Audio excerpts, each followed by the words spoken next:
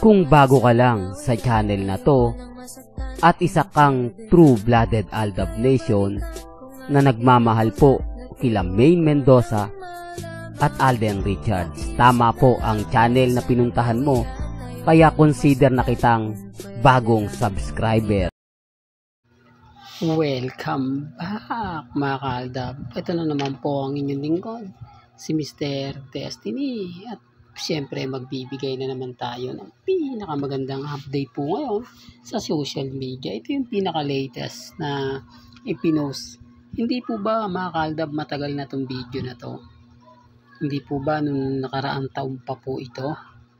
Edit lang po nila para lang po makumbinsi yung mga sumusubaybay at nanonood sa kanila na updated po sila na sila merong mga video, may papakita, di po ba? Pero sa mga armin po, naku, alam ko naman pong alam po nila yan.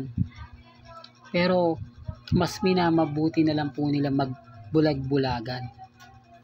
Di po ba? Sa mga pinopost. O yung iba nakakapansin, ako matagal na yan Pero yung iba, deadma lang. Yan ang patunay mga kaaldab na sila lang po talaga yung gumagawa ng mga ganyan.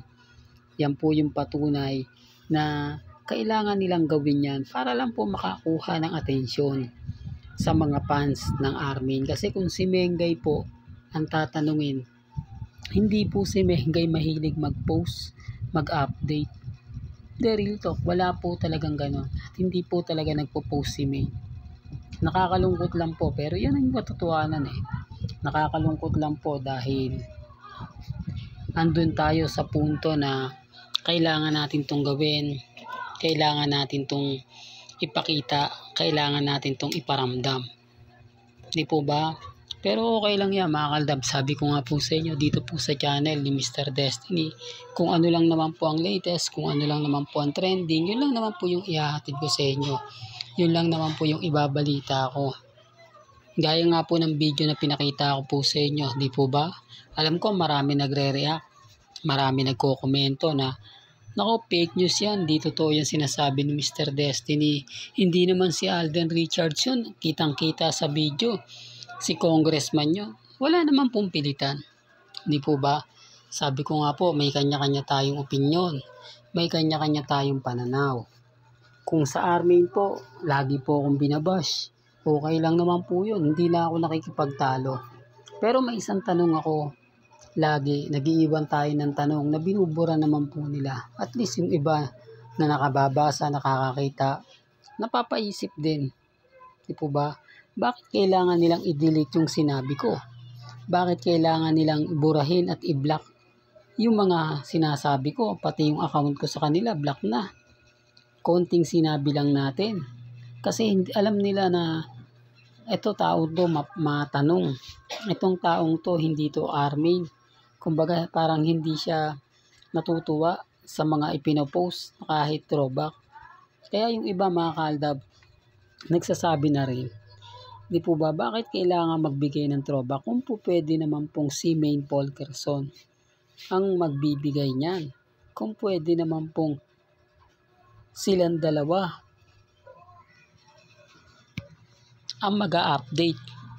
Gaya po ngayon, si Alden lang yung may ganap. Si Alden lang yung may update at saka si Maine. Tapos yung photos po na nakikita nyo sa All Out Sunday, bakit kailangan nilang mag-post ng throwback? Anong purpose po ng pag-post ng throwback? Siyempre para makakuha ng atensyon. Siyempre para makakuha po ng mga bagay-bagay na gusto nilang maganap, gusto nilang mangyari. Kaya nga sabi ko sa inyo, ako kalmado lang po ako, relax lang po ako. Di po ba? Although sinasabi ng iba na, ako ganito ganyan Mr. Destiny, may mga punto tayo na kumbaga kailangan mong ganito, kailangan mong ganon, kailangan mong ganyan. Di po ba? Sinasabi ko lang po ito mga kaaldab para lang po malinaw. Sinasabi ko lang po ito para lang po sa mga mamis, sa mga titas at sa mga senyor na dumadaan po sa channel natin.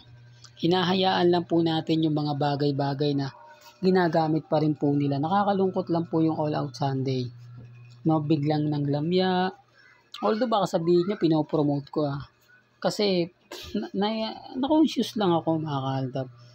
No, talagang hindi na nila desperado na po yung galawan nila. Kailangan nila mag-throwback post kasama si Alden.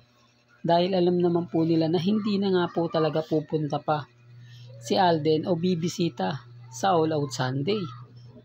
Tapos hindi dati pa po, di po ba siya Showtime na si Alden mag-host?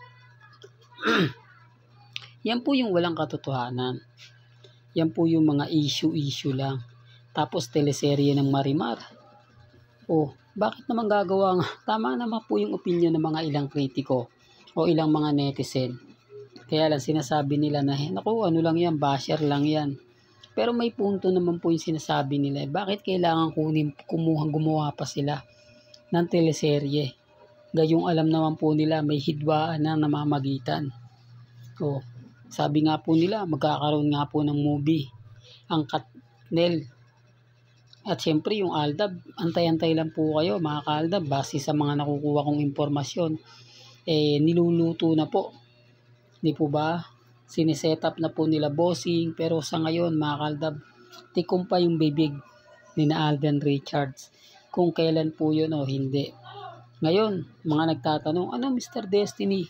Yung out of order, parang hindi ko pa napapanood, nakita sa na-delay na naman po mga kaaldab. Medyo talaga sobrang busy. Ganon din naman po kasi yung yung pelikula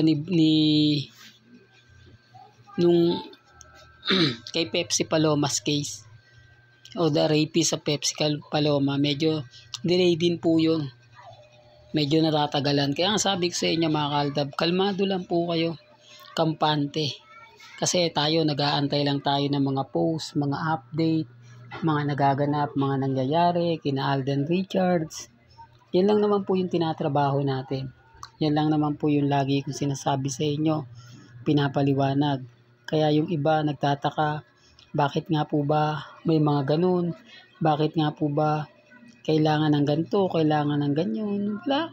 Kaya sabi ko sa inyo, kalmado lang po kayo. Maging relax. Dahil hindi po natin saklaw yung mga bagay-bagay na alam po nating hindi totoo. Kaya sa mga mami, sa mga tita, sa mga senyor, relax lang po kayo. Nararamdaman na po natin ang presensya ng Aldab Nation. Tayo pa rin po ang malakas. Tayo pa rin po ang matatag. Hanggang dito na lang po ang ating latest updates. Kaya kung gusto niyo pa po ng pinaka-latest at sariwang update, abay tumutok lang po kayo dito po sa channel ni Mr. Destiny para updated po kayo sa mga bago at sa mga latest na i-upload po natin maya-maya lang. Hanggang sa muli, salamat po sa panonood at pakikinig.